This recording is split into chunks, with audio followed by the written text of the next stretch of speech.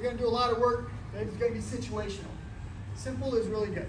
So, from the top, if Joel wants to make front kick, I can take it. If I'm hard enough in the body, that's defense. Tough enough the body. Number 2, I can block it, just kind of turn a little bit. Sometimes it gets through anyways. I never reach for it. Number 3 is I can wheel. Right? A little footwork goes a long way. And obviously number 4 is he kicks and I just shuffle back. So footwork. Okay? So there's 4 good options right there against the front kick. What I want to do is I want to kick Joel. I want you to be willing to kick your friend. Here's how I want you to kick him. Do like this, does that count? No. And he gets no training value out of that. If he misses his defense, doesn't matter because I didn't hit him. I got to hit him. Boom. He's got to hit me. Boom. Now again, mostly he's just pushing me around. Right? Right? We have to be close enough. That's the first thing. Second thing is I got to decide how I want to defend this thing. I can take it. Right? Go out. You're going to get hit. Get used to taking a few, right? Work that one. And then I like this one. He kicks and I angle and it sets me up for the counter right. I like that one. If you want to do something else, we will sooner or later work that. He hits me, that's 1, right? If he kicks, this is 2. Wheel out. Back leg moves, front leg doesn't. Cool? Your partner, quickly. All right, let's talk about the footwork. If you want to just dodge this thing, you have to have a system. So Joel goes to kick me and I go, whoop. He goes to kick me and I go like this. Is that different? Yes. What has happened? I've over-dodged. Now I got to re-engage him. Make sense? So in kickboxing, most people are going to commit this kick. Karate and Taekwondo, they'll snap kick you. So Joel snap kicks me, he's in control of his leg, right? He can hit me and then he's still in control. Kickboxing, they want to drive you. So when they hit, they want to drive, boom, right? So we don't want to be there. That's kind of the key piece. So when I go to dodge this, he kicks, right? He should fall right into my space. Now I can counter right. Right? So again, I'm a little too far. He kicks right here. Pow! Does that make sense? You got to be able to measure and hold the distance. Pretty cool?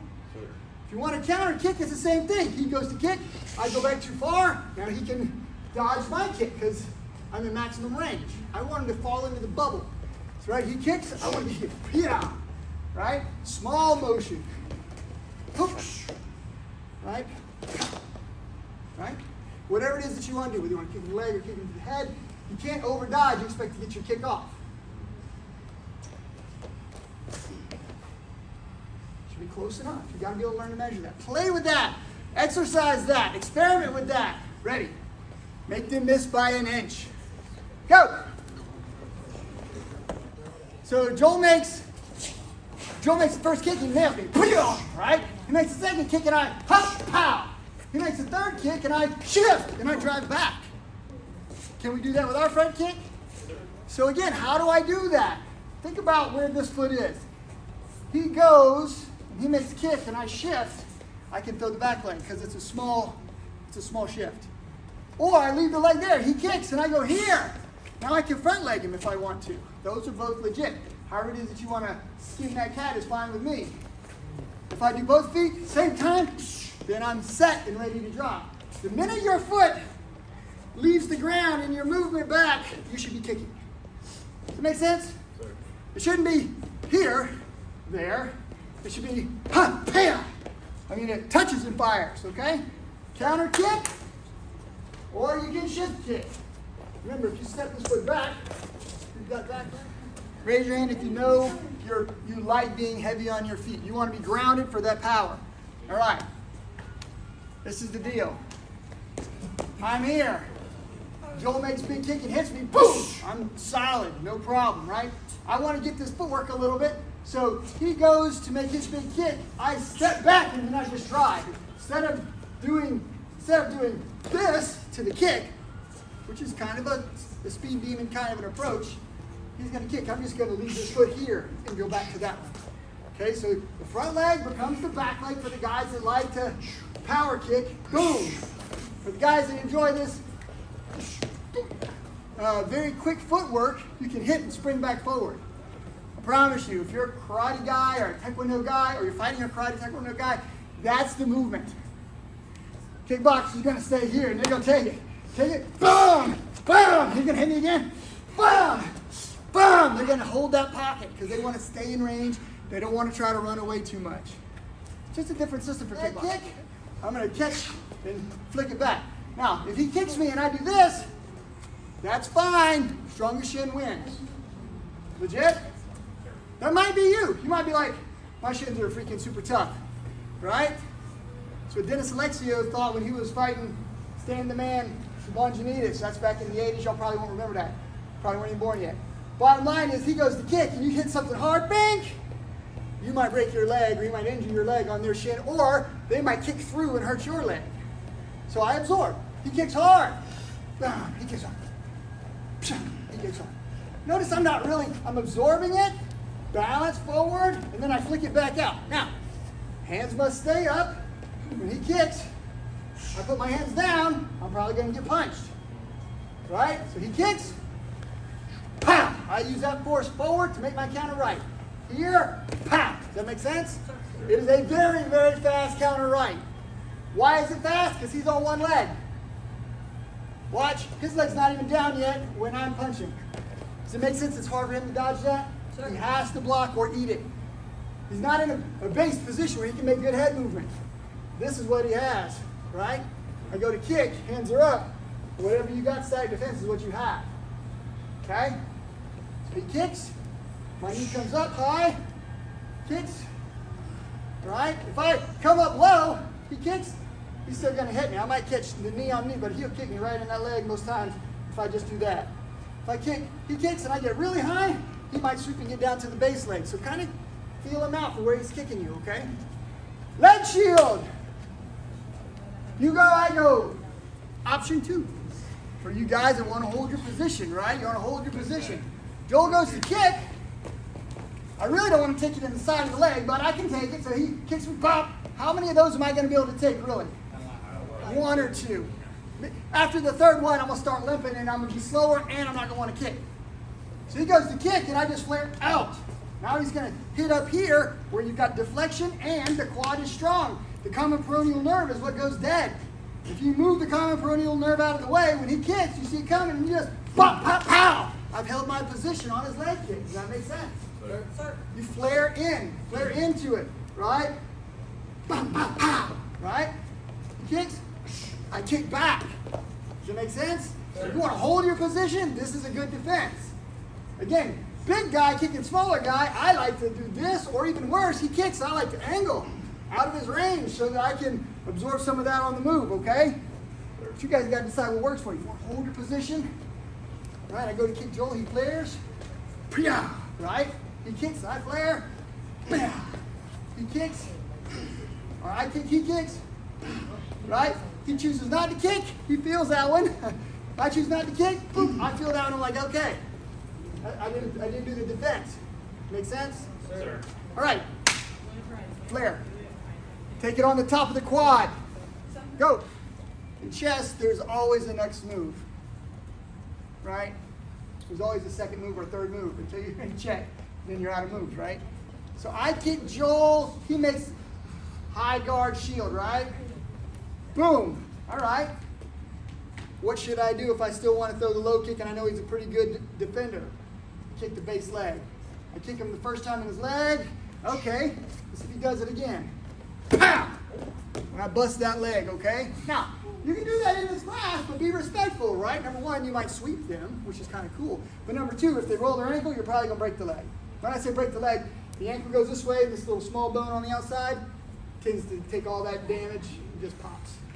Right? So again, how do we train this? I kick Joel once, he shields. Yeah. I kick Joel twice, and I touch. I don't have to kick him as hard as I want. Even if I'm fighting him, do I kick him as hard as I can? No, let's let him know, hey, you know, Joel, your defense is pretty good, but I'm going to teach you a lesson right here. I go to kick, and he's like, hey, okay, I got it.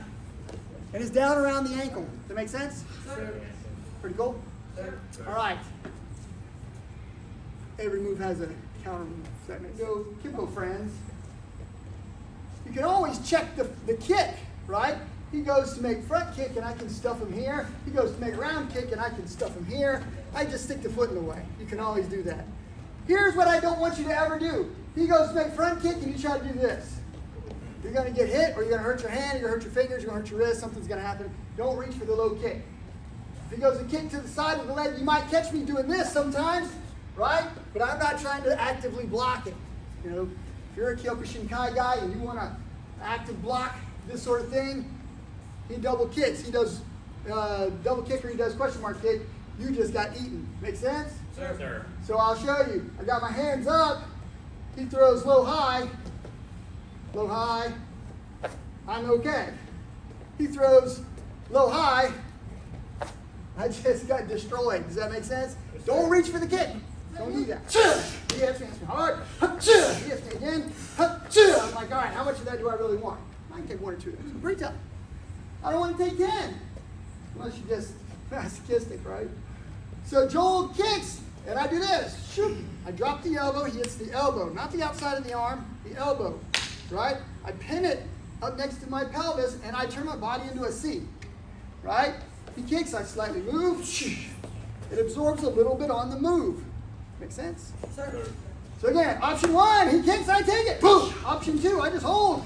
Pop. Option 3 is I move. Shot, which sets me up for the angle punch. Body shield. Obviously, we can footwork this thing. Right? Joe goes to make super kick, and I just dodge out the way. That's a legit thing to do. Remember what I said about your distance. He goes to make round kick, and I'm way out here. I now have to get back into here before I can do anything to him. Don't over dodge. All right? I'm not against over dodging if he likes to do multiple. If he does round kick, spin, hook kick, right? Then sure, move again. You don't want to move back into that. Does that make sense? But let's say, for example, I'm just here. He makes kick. Boom. I can hit here. He kicks. I can angle. He kicks. I can pass and drive. Does it make sense? Let it go past and drive. Cool? Sir. Little footwork off of the round kick. Make them miss you by an inch. Head movement is the next piece. I will tell you that perhaps the most underrated head kick in the world, the most underrated is the front kick. Right? The front kick. Everything for me, if he's kicking up towards the head, I'm not going to try to do one of these or an X block down. Right? He tries to kick, I'm going to try to shift back. Or if he goes to kick, I'm going to try to shift out. Front kick to the head. But it's not a great block. If you just get the hands in the way, that's good enough. Right? He goes to power kick and push me, that's a different kick. Right? When I go to kick him to the head, he has to move his head. If he doesn't move his head, he's probably going to get hit. Okay? He can't put the hand down and take some off of it. I'm not going to say it doesn't work. I'm just going to say typically people have their hands just like this. The kick goes right in between and they get popped right in the chin. Okay? Head movement. Head movement on the high front kick. All right? For the round kick, he hits me. Bop! That's knockout. That's a KO. Let's start with the hands up. Number 1, here. And I can push into it. That's legit. You can do that. How about this? Will this one work? No. I'm going to get knocked out. Number 1, his foot can wrap around my hand, hit me in the back of the neck. Number 2, he's going to smash my hand into my head, at least knock me sideways. It's here. It's it. I have to be in line with the humerus. The upper arm bone has to be kind of triangulated. So when he hits, if he hits here, boom, he hurts his shin. If he hits higher, he glances up. Okay? Now number 2 is I can also move with this. He kicks and I can angle and hit. There's nothing wrong with that. Let's be clear. If he goes to kick and I do this one, I'm probably going to get hit. We did that a lot in the old karate days because we were point fighters and you're supposed to have a certain amount of control, so you can kind of get away with that. Taekwondo also. But if you power kick through somebody and all they got is that hand, payah! You're gonna end up beating leather, okay? Bottom of my shoe or top of my shoe. All right. So last option, he kicks to the head. I can do this one. But you better be good. Your timing better be good. You better hope he doesn't switch it to a knee. If he switches it to a knee and I'm down here, I'm going to get eaten. Right? So again, high round kick. This one works good for me. high round kick, this one works, high round kick, this one works, high round kick, woo! You better have it right. Don't make the mistake. It's cool to be flashy. Senchai, who's a great Muay Thai fighter, he'll do this one. Kick to the head, whoop. I mean, he just, whoop. But he is an excellent fighter. He sees it, he knows it, he smells it. It's hard to sneak him. You can do that one. I don't do that one. I try to fade all the way away. I don't do this one. Okay? Cool? Attack the head. This is the one. I like this one the best. Anytime you can hook that foot, you have a great advantage. So if I'm willing to take the shot, he throws the front kick and I underhook this way, right? You might get skint. It might not hit you hard, but I've got this. I can now counter punch. I can counter kick, right? There's a lot of neat things I can do. Cool? I can make tree topper and dump him on his head. A lot of cool stuff. He makes roundhouse kick. I can catch it this way, but I'm going to take the hit. Right? I can angle and catch it this way. I take less hit. See, a lot of the Muay Thai guys overhook. My best one, my favorite one is he touches, I hook. The minute he touches, hook. So he's got to touch. If I do this early, I get hit in the face. Does that make sense? So it's touch, whoop, and quick. Right? Now I can hit, right? I can throw the knee. I can make the reap. All of these things are now there, okay? Touch, hook is the one I like the best. This one is okay. On the front kick, this is what you kind of have. You can underhook with one hand. Just remember that if I get his foot, he can't punch me easily. If he bends his knee, now he can. If he bends his knee and he tries to stomp that down, he'll have a chance to punch. Go. Joe's going to throw spin back kick, and I got to see it coming and decide where I want to be. So, if I stay right here, he throws spin back kick, what happens? Boom! I get drilled. There's not a defense for it. And when I say not a defense, can you take a little bit off or swat it away? You can try that. I've seen guys that spin back kicks and they just get nailed. You got to move. I think you got to move.